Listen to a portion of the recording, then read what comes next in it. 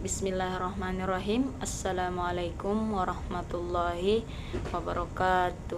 Perkenalkan, nama saya Siti Nur Alima, guru mata pelajaran pendidikan agama Islam, mengajar di SMP Negeri 2 Palangga pada kelas 7B. Bagaimana kabarnya hari ini, anandaku sekalian? Semoga senantiasa sehat-sehat semua, senantiasa dalam lindungan Allah Subhanahu wa taala. Semoga kita senantiasa diberikan kesehatan dan kekuatan dalam melaksanakan aktivitas pembelajaran. Baik, selanjutnya yaitu tujuan pembelajarannya adalah melalui model PJBL, peserta didik dapat mengetahui dan menjelaskan tentang makna sholat dan zikir dalam mencegah perbuatan keji dan mungkar. Oke, selanjutnya adalah sebelumnya ada yang tahu apa yang dimaksud dengan sholat dan zikir? Ya, jadi sholat secara bahasa itu bisa diartikan sebagai doa atau meminta kebaikan. Menurut istilah, sholat dipahami sebagai semua perkataan dan perbuatan yang dimulai dengan takbir atau takbiratul ihram dan diakhiri dengan salam. Kita pasti tahu mengapa sholat sangat penting dalam kehidupan sehari-hari, karena dengan kita melaksanakan sholat maka akan senantiasa menghindarkan kita pada hal-hal yang buruk dan hal-hal yang negatif, sebagaimana di dalam Al-Quran dijelaskan, innas sholata tanha anil fahsya'i wal munkar, sesungguhnya dengan sholat itu akan mencegah perbuatan keji dan mungkar. Yang kedua adalah makna zikir. Arti zikir menurut bahasa adalah ingat, sedangkan menurut istilah zikir diartikan dengan mengingat Allah Subhanahu wa taala sebagai upaya untuk mendekatkan diri kepadanya. Kita senantiasa diperintahkan untuk selalu berzikir kepadanya dengan mengagungkan kekuasaan dan kebesarannya agar terhindar dari kesombongan.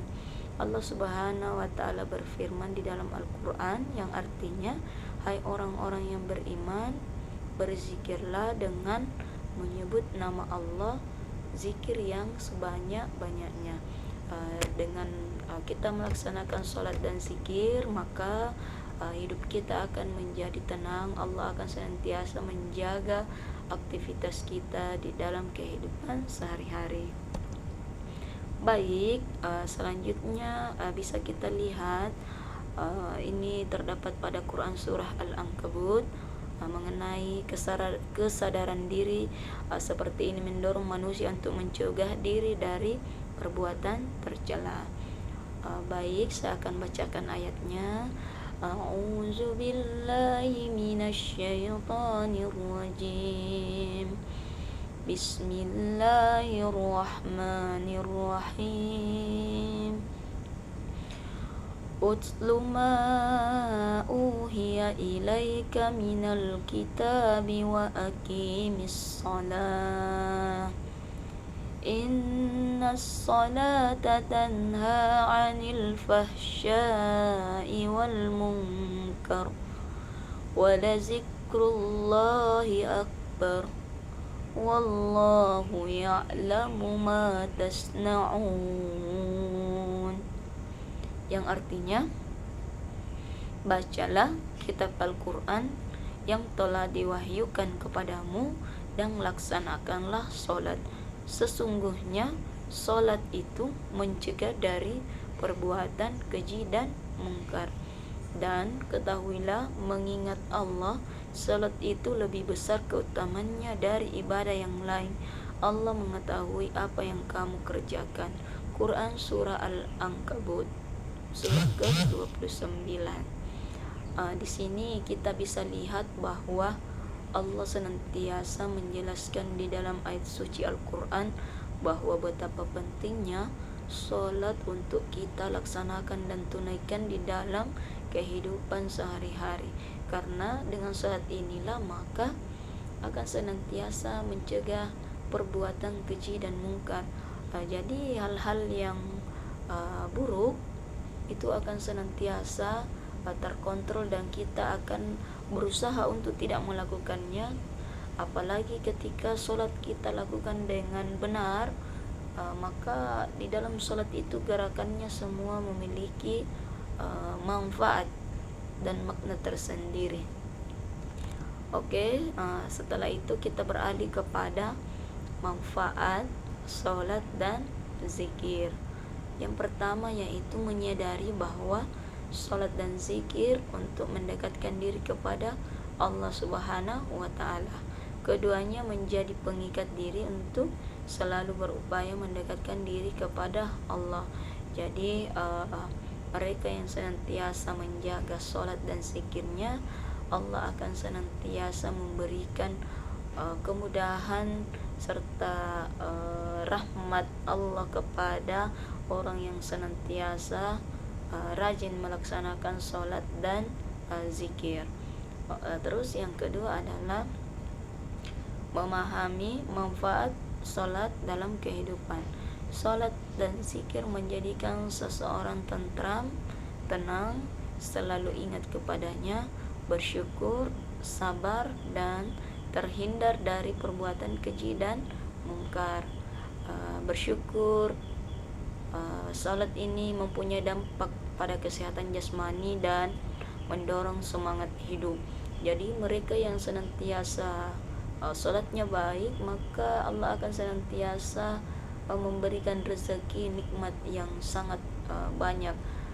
Dengan orang yang salat maka akan senantiasa belajar bersyukur atas nikmat yang telah Allah berikan, bersabar atas ujian yang Allah berikan atau ujian yang menimpanya.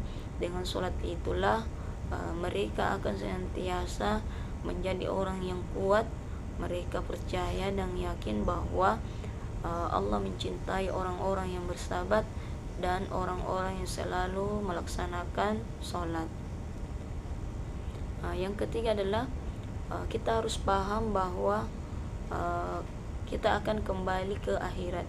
Jadi kesibukan mengejar dunia itu jangan menyebabkan kita untuk malas salat dan zikir, karena kita harus ingat bahwa semua yang bernyawa pasti akan merasakan mati, yaitu kullu nafsin zaikatul maut. Semua yang bernyawa pasti akan merasakan mati, sehingga salat ini kita harus jadikan sebuah syafaat atau pertolongan di dalam kehidupan yang kita jalani sekarang. Karena perlu kita paham bahwa hidup di dunia ini tidak lama, hanya sebentar. Maka dari itu kita harus memiliki bekal untuk persiapan menuju akhirat. Yang keempat yaitu jangan menunda sholat dan malas berzikir. Kuatkan tekad kalian untuk segera sholat ketika mendengar azan. Jadi untuk anak-anakku sekalian, kita harus paham bahwa sesibuk apapun tugas, aktivitas yang kita kerjakan, jangan pernah sekali-kali untuk meninggalkan yang namanya sholat, karena sholat inilah yang akan menjadi syafaat atau pertolongan kita nanti di akhir kelak. Dengan sholat ini maka hidup kita akan menjadi lebih baik, akan menjadi lebih tenang dan terarah. Allah akan senantiasa membimbing orang-orang yang senantiasa melaksanakan sholat. Jadi untuk anakku sekalian, mari kita untuk senantiasa tidak menunda-nunda sholat, apalagi Allah memberikan nikmat yang begitu banyak untuk kita semua.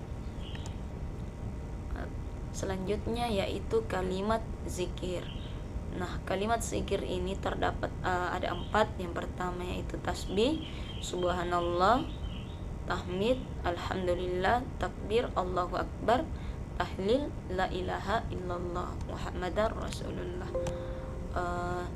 Dari keempat kalimat zikir ini perlu kita tanamkan di dalam jiwa bahwa dengan melakukan zikir tasbih subhanallah yang artinya maha suci Allah, maka perlu kita ketahui bahwa Allah senantiasa mencintai orang-orang yang bersih dan bertaubat.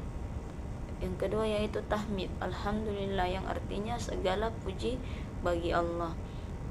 Segala sesuatu yang kita lakukan di dunia ini patut kita untuk syukuri, karena Allah senantiasa memberikan segala nikmatnya, yang dimana apabila nikmat itu ingin kita hitung, maka tidak akan ada cara untuk menghitungnya. Terus yang ketiga itu takbir, Allahu Akbar. Allah Maha Besar. Allah Maha Besar, bahwa segala sesuatu yang ada di muka bumi ini adalah semua kekuasaannya Allah. Allah Maha segala-galanya, tiada Tuhan selain Allah. Jadi perlu kita senantiasa memuji Allah, menyebut nama Allah, bahwa Allah itu adalah Allah yang Maha Besar, tidak ada tandingannya. Yang keempat yaitu tahlil, yaitu la ilaha illallah Muhammadar Rasulullah, yang artinya tiada Tuhan selain Allah. Jadi perlu kita ketahui bahwa semua yang ada di dalam hidup ini sudah diatur oleh Allah Subhanahu wa taala.